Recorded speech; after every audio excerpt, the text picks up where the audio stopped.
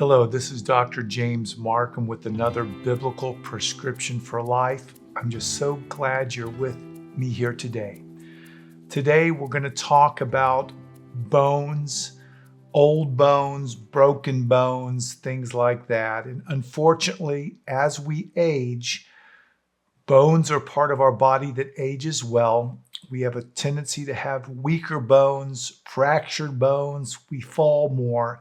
So I want to give us some encouragement regarding this front, as well as some practical things. And we have a special guest joining us today to answer some nutritional questions as well. But before we do that, let's go to a biblical prescription. That's Proverbs 16, verse 24. Pleasant words are like a honeycomb, sweetness to the soul and health to the bones. So I thought this was very appropriate as we talk about bones for a few minutes today. As we get older, I don't know anyone that doesn't have bones, and unfortunately, all of our bones get older. When this happens, we lose mineral in the bones. They become weaker. They're more likely to fracture and break. We're more likely to fall. This whole process is sometimes called osteoporosis. And in fact, one of the statistics that I read recently that said if you break your hip later in life, there's a chance that you will die within the year. So we want to do everything we can to keep our bones as healthy as we can. It's been estimated in the States that about 54 million people have osteoporosis or weak bones. Is more prevalent in women than men, and it increases as we get older. Now, there's certain diseases that can contribute to it. Almost any disease that causes chronic stress on the body puts stress on the bones.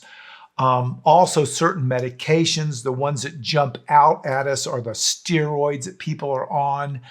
Sometimes the acid blocking medications that affect calcium metabolism, so that can play a role. And all of the different diseases that affect calcium in the body, since calcium makes up our bones as well as magnesium, those are key components. So that can make us more prone to osteoporosis.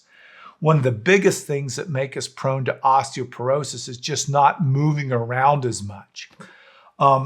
So when thinking about bones, I always think about elephants, okay? And here is a picture of one of my favorite animals, the elephant, this big pachyderm that lives about 65 years. And I look at their lifestyle. What do? They drink lots of water. In fact, they can drink 30 to 50 gallons a day, and their trunk alone, believe it or not, can hold 10 gallons of water. They get outside, so they experience sunlight, which helps the vitamin D, which helps calcium in the body. And many of us today don't get outside because we're inside in places like this. So we have to supplement with vitamin D. I take vitamin D3 every day. Also, elephants, they move a lot. They're migratory. Sometimes they walk as much as 30 miles a day on these corridors. And a lot of you don't realize that elephants are big swimmers too, and they can swim up to 30 miles at a time. And they live together in herds. This promotes safety from other things, animals, other dangers that are out there. And then nutrition. Elephants are really good about eating healthy foods. In fact, they're plant-based, and they eat 100 to 200 pounds of plants, grasses, leaves, twigs every day. And from this, they get the minerals to keep their bones strong. In fact, they have the strongest bones on earth. So I say, when we think about osteoporosis, let's think about habits that the elephants have, which would include nutrition, plant-based nutrition, moving, water, vitamin D, those type of things. Also, today we have an expert with us once again, my friend, Dr. Michael Greger, who I consider the foremost nutritional expert in the entire world. He's agreed to be with us today. We have some specific questions asking about bone health and how we might optimize our nutrition. So let's get to that question right now. This person writes in, I'm 81 years old and have had several stress fractures. I'm not a fan of prescription medications, mainly because of the side effects. They try them. Do you have some nutritional advice on how I can help myself out? And a lot of people have nutritional questions. A lot of people have stress fractures. So let's talk about that this morning. Sure. Well, I mean, as just a foundation, right? When it comes to bone health, it's use it or lose it. I mean, the reason why astronauts in space lose 2% of their skeletal mass every month is because they're not putting any weight on their bones. And so physical activity, critically important, but not just any kind, specifically impact. We want weight-bearing exercise. So we're talking about jumping, aerobics, running, but even lower impacts such as walking, weight training can give those mechanical signals to the bone to maintain their strength. But quantity and frequency is critically important. So low intensity exercise just does not appear to do it. So regular walking is commonly prescribed to prevent osteoporosis, but has limited benefit in terms of bone loss prevention. So that's why we want to move to brisk walking with a weighted vest, or combining walking with more vigorous exercise such as jogging or stepping, stair climbing. Something like swimming or cycling are not considered weight bearing and would have little or no effect. So that's talking about increasing the density of the bones, but people don't understand that bone density, the density of our bones, it only is only about 15% of fracture risk. 85%, the vast majority of risk for fractures is all about falling. Without a fall, even fragile bones don't break. And so that's the primary cause of fractures, including vertebral fractures. And so how are you going to prevent yourself from falling? Most important thing, exercise. We're back to exercise.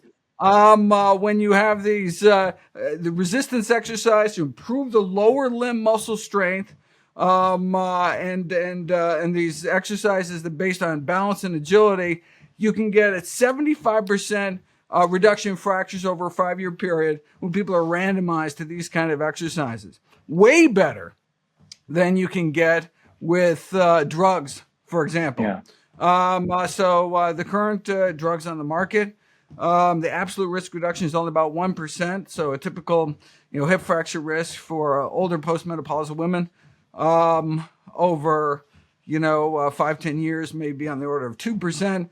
So we'll drop that down to 1%. The risk, as this questioner mentioned, includes things like osteonecrosis of the jaw. These are rare side effects, but devastating, where your jaw can rot. And even more ironically are these what are called atypical femur fractures. Femur fractures, the biggest, strongest bone in your body, it's your thigh bone. Thigh bone snaps in half, doing nothing, just twisting, just standing, just walking, because these drugs can kind of the drugs work by preventing the remodeling of the bone, which can prevent bone loss, but it kind of freezes bones in place, and stress fractures can build up, and you can suffer these devastating fractures. And so, on one hand, it prevents fractures. On the other hand, it can cause fractures. So anything we can do from a lifestyle approach, which only has positive benefits, should really be our first approach towards bone health. I work in a hospital and I see broken hips all the time. And you're absolutely right. It's from the falling. It's from they fall, they do dangerous things. But it's becoming a problem as our population ages. Someone the other day asked me, should I just gain some more weight? I'm so thin. What do you think? God, that doesn't make sense, does it? Right. But there are some really common sense things we can do, like Keep things within reach so you don't need to get up on step stools, non-slip mats in the bath and shower, grab bars in the bathroom, keep floors clutter free, no little throw rugs, or if you do, you can do like double-sided tape to kind of keep them in place from slipping, handrails and stairwells, adequate lighting. I don't know what's happening where you are, but here in Virginia, we have a slippery. They closed the schools today from ice. This is not the time to go walking around in inclement weather. If you're out walking your dog, smaller breeds are better, or, training these animals so they're not lunging, pulling people over. These kind of common sense measures can prevent these really devastating fractures. As many as half of older men and women suffering hip fractures never regain their prior function that they had before the fall. So it can really be kind of a life-changing event. And if you can't walk as you get older, everything messes up. I mean, you get old quicker. Aging goes on if you can't do these things. Yeah, it can be a real cascade effect. Now, it seems like a big focus is on calcium. What are foods that have calcium? It sounds like that's really a minor issue when it comes to these falls and these fractures. All you need is adequate calcium. I mean, so it's true. It's like, people, take all sorts of vitamins like vitamin C and things. But it's like, once you have enough vitamin C, adding more doesn't necessarily help you. Just kind of pee it out, right? So there are these deficiency diseases. And so if you don't have enough vitamin D, you can have a softening of the bones, a disease called rickets. If you don't have enough calcium, you don't have enough minerals to calcify your bones. But it's just a matter of getting enough, not necessarily taking more. And so the trials don't show that, just taking vitamin D or just taking calcium, it actually decreases fracture rates. But you do have to get enough. And the healthiest sources, really dark green leafy vegetables, so-called low oxalate dark green leafy. So that's all dark green leafies with the exception of spinach, beet greens, and Swiss chard, which are a little just stingy with their calcium. Super foods, but it'd be better to do something like kale or bok choy or collard greens, some of these other greens. Those are really the healthiest sources. There's also there's lots of other sources of calcium, but I mean, any additional excuse to get greens into our daily diet for all their myriad benefits is always a good way to go. Yeah, and Dr. Grieger, I have a lot of patients. They'll come in and they'll just be so concerned because their doctor will do a bone scan and say your bone density is going to low, you're going to fall and die, you need to take this. But it sounds like we need to start talking about what we've talked about today. First, exercise, getting the bones strong, not falling down, making sure you have enough of these things. And then lastly, only the people that are in the highest risk might even consider these other medications to help build up the bones. And there's some medications that actually increase risk of osteoporosis, very common medications, such as these proton pump inhibitor drugs. These PPIs like Prilosec and Prevacid, Nexium, Protonix, Acifex. Now that they were wildly overprescribed when they were prescription only. Now that they're available over the counter, one can only imagine how many people are taking these drugs. They're only FDA approved for like 2 weeks. For heartburn. Yet people are on these drugs for years. And what happens is you get this dramatic increase in bone fracture risk. There's kind of rare acid secreting tumors or something where the risk benefit would actually suggest these drugs are okay. But 100 million prescriptions of these drugs, and that's just the prescribed drugs. The United States alone, if you're dealing with acid reflux, much better instead of those drugs, which hurt your bone health, weight loss, smoking cessation, avoiding fatty meals, particularly the last 2 or 3 hours before you go to bed, increased fiber consumption, more plant-based diet in general. That's the way we're going to decrease acid reflux symptoms, not with these drugs, which can hurt our skeleton. Thank you, Dr. Grieger, for that detailed explanation. And today, the big picture was I just want us to think about keeping our bones healthy. Think about the elephants. But more important than all of that, let's remember our biblical prescription.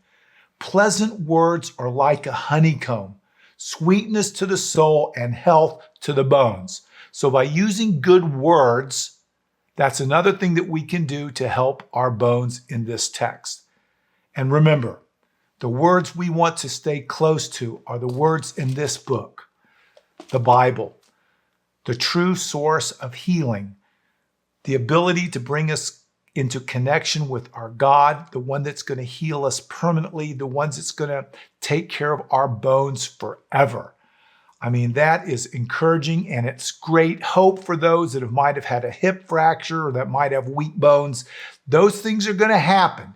We just do the best we can, make each day a good day, and remember, stay in the Word, because in time, God will heal us. And we just got to make each day a good day. Now, if you want more information about how you can enter into a relationship with God, more biblical prescriptions, we have a worship app, we have a newsletter, many different resources. And also share this with your friends and neighbors, because we want to get the good news that God and Christ through his Son are the ultimate healers, that there's always hope in this world that seems to bombard us with all sorts of things that might cause our bones to get old. So until next time, I'm Dr. James Marcum, wishing you the best of health.